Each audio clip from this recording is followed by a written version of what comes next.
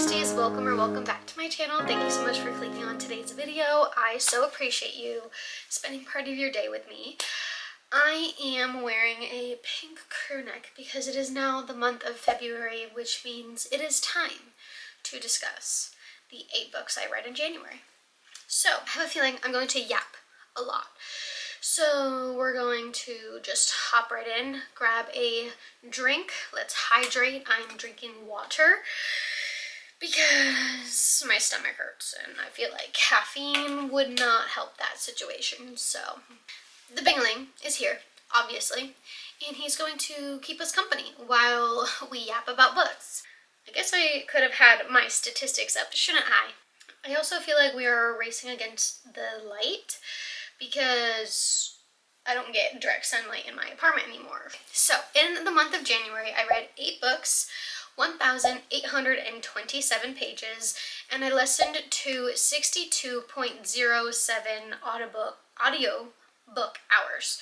So I'm actually really happy with the amount of reading I did in the month of January. A lot of it was front end because in the middle of the month I traveled, and then at the end of the month I moved. Clearly we're in a new setup, so let me know what you think. Mr. Mans has that entire wall, I have this entire wall, and I'm really happy with the way my bookshelves turned out. If you want an in-depth video or something along those lines, I'll go ahead and include it in some kind of vlog that I plan on doing in 2025. Now, they're not going to be a lot, and I doubt they're going to be exciting, but I figured just to go ahead and start documenting my 20s. Even though I'm like a few years late, you know, but I think it's better to start than never, so. And my average rating was a 3.75, so honestly, not the best rating-wise. In 2024, I read over 100 books, and although I think that I had a really good reading year, I think I was just reading too much too fast, and so I really want to slow down this year and actually enjoy the whole hobby and action of reading. You know, I can still binge a book within 24 hours, but I really want to just slow down a little bit and actually read the books for what they are, because I feel like a lot of times I forgot so much about the books I was reading. The first book I read in the month of January was actually Beartown by Frederick Bachman. So this was my book club book pick for January, and I feel like a lot of like the consensus was people really enjoyed this book. I, however, did not enjoy this book at all. I gave this book, I don't think I gave it a very high rating. I gave it a 2.75. Damn, 2.75, because I feel like my 3-star is like very middle of the road, but I didn't like the book. So I feel like that kind of justifies the 2-star range. And I know that's crazy and it's very outlandish, and I'm not discrediting the book for what it was. I just had no idea what the book was about going into it, and then I didn't enjoy my reading experience. I felt very bored. My notes for this is bored at 44%. And there were a lot of good one-line quotes. I will definitely acknowledge the fact that Frederick Bachman is definitely a talented author. I just couldn't connect to the characters. I didn't really care for the plot. The plot took a direction I had no idea, that I feel like definitely should have been disclosed and or talked about, but I kind of understand why not, because it's such a prevalent part of the story. I definitely would not have picked this book up if it wasn't for my book club, or I think I would have picked it up, but I just don't think I would have picked it up at that time. Ramona is one of the characters. She's a server, and I loved her rant in one of the chapters. If you know, you might know, it was chapter 41. This town and their people are so unlikable, but coming from a very, very small town, I get how things can be ignored and pushed under the rug and disregarded and handled a certain way. So I related to that, but I still didn't care for the characters. So I don't think I'm going to continue this series, unfortunately. Please do not take my review and my thoughts as something to not pick up. I think that the story is important, and I think it was done well from a male author. I just did not connect, and I think the writing style might have affected that. I don't know. I was not a big fan. So not the best way to start the year. And then the next book I don't have physically, and I read A Torch Against the Night by Saba Tahir. This is the second book in the Ember and the Ashes series, and it picks up right where An Ember and the Ashes leaves off, so I was really excited to jump right back in because the first book kind of ends on a cliffhanger. It felt a little slow to me. It was like a lot of build up, a lot of words, but to me it felt like nothing was really happening. Like, things were happening, I just, coming from such a heavy like cliffhanger, I was like, all right, let's get to the point, you know, until like the 60% mark, and then to me that's where things started to pick up a little bit. Let me just say, Saba Tahir is a ruthless writer, okay? She does not care about your feelings, and she will make you like people and then stab you in the back. Yeah, I really love her writing. I really like this world that she's built up. To me, it does not feel YA at all. It definitely has some graphic and more mature topics. I would definitely check trigger warnings, but I was really, really pleased by this, and I gave this book a 4.25 stars. So the next book I read in the month of January was Fourth Wing by Rebecca Yarros. This was a reread. This book, I think I gave like a 3 stars initially, but I think I'm bumping it up to like a 4 stars because I enjoyed it way more than I thought. And the heartbreaking, heart-wrenching scene in this book, that you know what I'm talking about, made me feel so much more than the first time reading it, obviously, because I know what happens, and you just pick up on like the little egg crumbs, hello, the little Easter eggs and breadcrumbs that Miss Yarros puts in her books. Definitely liked my reread more the second time around, or I guess that's what a reread is. Okay, I'm not making sense, but I enjoyed this, and if you haven't picked this up, I would definitely recommend.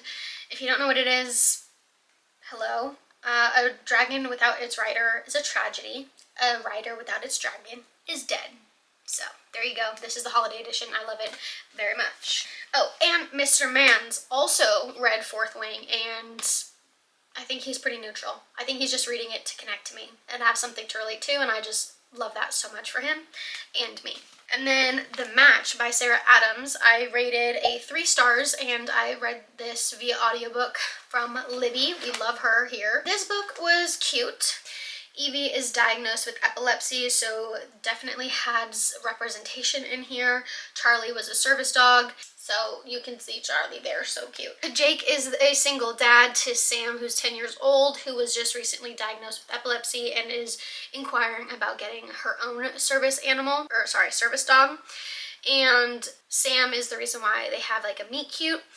And I loved seeing the ways Jake showed Evie love, and so I really enjoyed Jake in here. Otherwise, it was pretty just standard, middle of the road. I'm glad I read it, and it's another book off of my TBR cart, but definitely When in Rome is my favorite read from her so far. Then we read The Most Wonderful Crime of the Year by Ali Carter.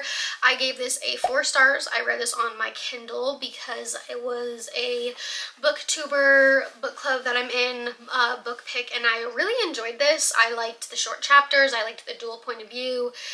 The mystery was good. I loved the banter. Ethan, it's about 2 characters. Ethan is a mystery writer, and Maggie is a mystery writer who is obsessed with Eleanor, who is like the equivalent of a female James Patterson or something like that, where she has like 100 or so books. She's really popular, and they get invited to the manor for Christmas, and it kind of just goes from there. There are some really cute quotes. I loved getting the backstory and more about the character's past. The forced proximity, that's one thing about me. I love a forced proximity trope. Yeah, I really enjoyed the backstory of their Christmases, and I liked the banter, and I thought it was an overall pretty good book. And I would definitely recommend this during the holiday time, which is why I was like trying to read it so fast, is because I'm like, all right, it's already January, like Christmas is already past, we gotta get over it. But it wasn't like Christmas down your throat, you know, like it was still bearable, and I think it's a good winter read anyway. We have The Zodiac Academy #3, The Reckoning. and I gave this a 3.5. I listened to this via audiobook and on my Kindle. And what I have is having to take notes on who is who, because I was starting to get like confused, and it had been a minute since I had read the second book compared to the third, so I needed to kind of take notes again, because there's just so many characters involved in this series. The Reckoning is basically the test to show your deserving place for the Academy Solaris. I think that's the name of the university. There's a trial for air, fire, water, and earth, and having to see the sisters pass all of these trials was definitely interesting. It was very tense, and the way it ends is pretty crazy. I just need to go into these books knowing that the plot twist at the very end is going to shake me, and I really want to pick up the fourth book, but I'm waiting for the audio hold on Libby because I really like the immersive reading experience. So we'll go from there. And I gave The Reckoning a 3.5. The next book I read was 21st Birthday by James Patterson and Maxine Petro. I gave this a 4 stars, and I listened to this mostly via audiobook, but I also had the Kindle version as well. Why I have the physical copy, I don't know. It was just very convenient that Libby had both. This book was very good, pleasantly surprised. It was my first James Patterson book, and I really am curious to read more of the Women's Murder Club like books. I think it's part of like a series by him. Like I said, I gave this a 4 stars, and my notes, I have lots of notes. Tara Burke is a 20-year-old mom who goes missing, and her mom, Kathleen, goes to the police and begs them to like actually look into this, because she doesn't think it's just like a missing persons case. And the reason why she puts this on such high priority is because her granddaughter, Lori, she's a 16-month-old baby, and she's also missing. And so she just doesn't feel like her mom intuition is good. And so that's why she like begs and begs and begs for someone to like take notice of this situation. And so you basically follow it from there, and it takes like a twist, and you learn more characters and more background. But I would definitely say the chapters were very short, very bingeable. Each chapter reveals something and then like kind of leaves off on a cliffhanger, so I definitely would recommend this. There's detectives involved, there's reporters involved, the dad and husband is involved, and his backstory is involved. There's lawyers and all this kind of stuff. So I took notes on who was who, just to give me a better understanding, and I think that's why I enjoyed this so much. So if you haven't read this Women's Murder Club book, I would definitely recommend. This one specifically was pretty good, so I'm glad I read another book off of my TBR. And then the last book I read was Iron Flame. Thank you. By Rebecca. God, your breath stinks. By Rebecca Yarros. This book was a chunker for sure, and it took me a while to get through it. Again, Mr. Mans read this and finished it before me. However, it was my reread, so like I knew what was going on, but I'm so glad that I had read this right before going into Onyx Storm, because it definitely helps when you pick up Onyx Storm. I was taking note of everything. I feel like the first time I read it, I was really bored, like it really dragged out a little bit, but on my reread, I didn't really feel like that, and I think it's because I enjoyed Fourth Wing better my second time, so I was enjoying this story better the second time. I would definitely recommend to read this right before you read Onyx Storm. And yeah, I was taking notes, I was messaging my bestie, talking about theories and potential Easter eggs and everything like that. So I don't really want to talk too much about it, but you know, something that happens in here was just as heartbreaking.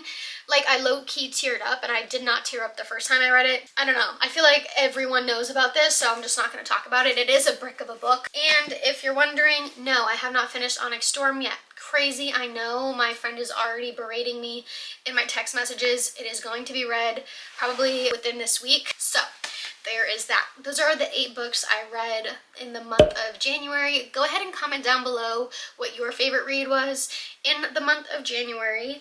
Also, let me know if you've made it this far. Leave the dog emoji for Charlie in the match, and also bingo. Hello. I don't have anything else to say other than thank you so much for spending part of your day with me, and I hope to see you guys in my next video very soon. Bye!